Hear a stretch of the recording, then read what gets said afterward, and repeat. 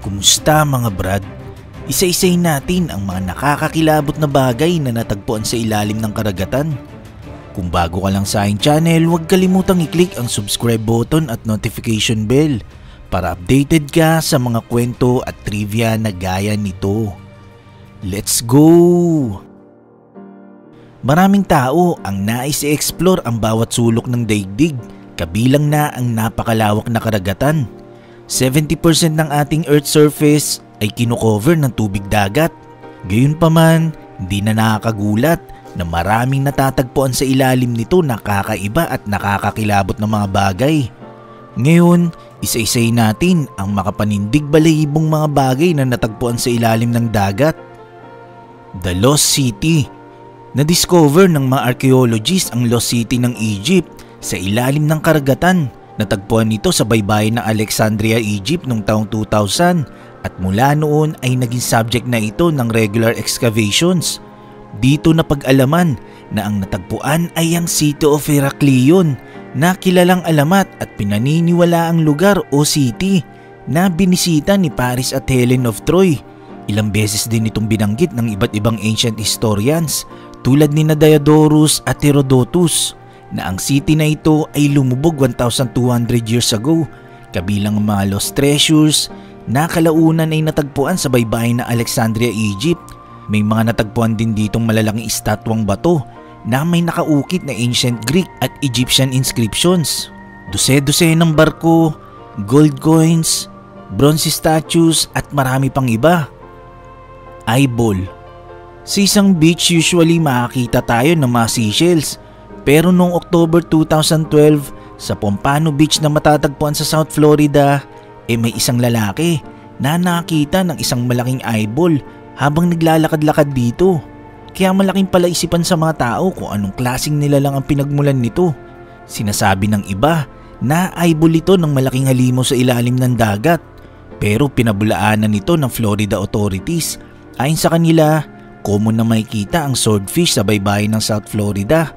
Sabi pa nila na ang eyeball na nakita ay malamang inalis ng mga mangingisda at iniagi sa dagat at inanod sa dalampasigan. Undersea River.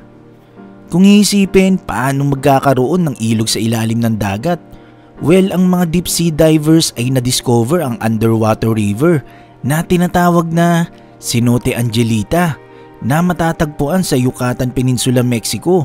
Ang ilog ay actually effects lang na nag-form sa ilalim ng dagat dahil sa makapal na layer ng hydrogen sulfide sa lugar kung saan nagtatagpo ang freshwater at saltwater na natatrap sa ilalim ng sinkhole.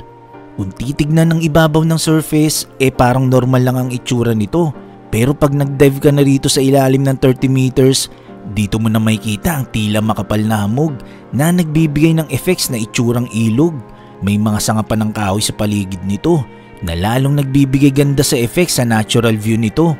Ngayon, isa na itong tourist spot at dinarayo ng mga scuba divers. Trucks. Alam naman natin na ang mga truck ay sa mga kalsada lang natin makikita, kaya hindi normal na makita ng ganito sa kailaliman at gitna ng karagatan. Kaya laking gulat ng mga deep sea divers nang makita nilang ilang artifacts na military trucks sa ganito kalalim na karagatan. Planes. Ang deep sea diver sa Hawaii ay nashock nang makita nila ang F-4U Corsair na ginamit noong digmaan at nag-crash sa karagatan noong 1946 dahil naubusan ito ng fuel. Ferries. Ang ferries naman na ito ay natagpuan sa ilalim ng dagat malapit sa Cyprus. Ito ang MS Zenobia, isang Swedish-built 10,000-ton ferry. Nilaunch ito noong 1970 at lumubog malapit sa Cyprus noong 1980s. Statues. Ang historical relics ay hindi lamang matatagpuan sa mga museums dahil may natagpuan din ng mga deep sea divers sa ilalim ng dagat na ancient statues. Sa seafloor ng coast ng Naples, Italy, dito matatagpuan ang mga ancient statues at mga artifacts na kalaunan ay naging kaisa-isang underwater archaeological park sa buong mundo. Dito na-discover na ito pala ang ruins of the ancient Roman city of Baia. Tanks. May mga tangke rin na natagpuan ng mga deep sea divers at pinaniniwalaan ng tangking ito ay isang powerful tank noong kapanahunan na ginamit ito noong World War I. Gas mask. Para sa mga deep sea divers, ang makita ng gas mask sa pinakailalim ng karagatan ay napaka-creepy.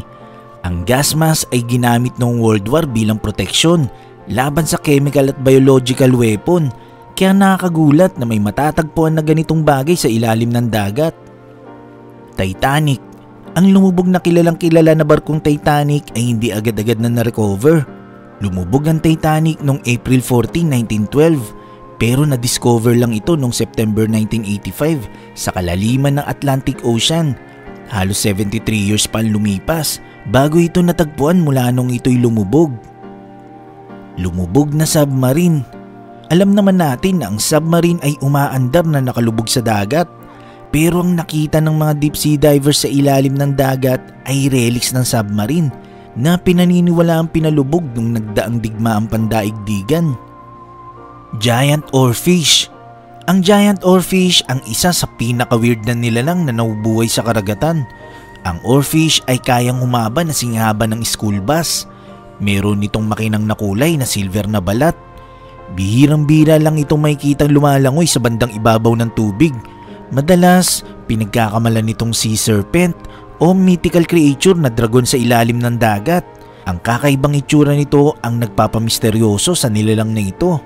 Kahit sa Japan, kabilang ang giant oarfish sa kanilang alamat na mas kilala sa pangalang Ryugu no Chukai, na ang ibig sabihin sa Ingles ay messenger from the sea god's palace. Kaya pag nakakita ng oarfish ang mga Japanese, tinitignan nila ito na isang masamang senyales sa mga natural disaster na maaaring dumating sa kanilang bansa, na posibleng magkaroon ng lindol at tsunami sa kanilang lugar. Mas lalong tumibay ang paniniwala ng mga Hapon sa alamat na ito nung inanod ang ilang mga oarfish sa dalampasigan ng Japan matapos maganap ang insidente sa Fukushima Nuclear Power Plant noong 2011. Pero pinabulaanan ng mga scientists ang claim na ito ng mga Japanese. Maging sa Pilipinas sa dalampasigan ng Albay ay merong namataang giant oarfish na may habang 4 meters at may timbang na 50 kilos. Giant knife. Isang napakalaking kutsilyo ang natagpuan ng grupo ng mga professional scuba divers noong 2014 na pinaniniwala ang kutsilyo ng isang higante. Ito ang claim matapos kumalat ng misteryosong larawang ito sa mga social network at sa mga scuba diving forums. Sa larawan, may kitang 3 scuba divers na may hawak ng malaking kutsilyo habang nakatayo sa ocean floor. Sinasabi na ang larawan ng napakalaking kutsilyo ay galing sa anonymous source. Gayunpaman, wala pa rin nagpapatunay kung legit nga ba ang larawang ito, dahil magpahanggang ngayon wala pa rin nagkiklaim na credit na sila ang nakadiscover nito. Nagustuhan mo ba ang kwentong ito? I-click na ang like button at i-share ang video na to. Mag-iwan lang ng komento para sa inyong mga saloobin. Maraming salamat. Hanggang sa muli.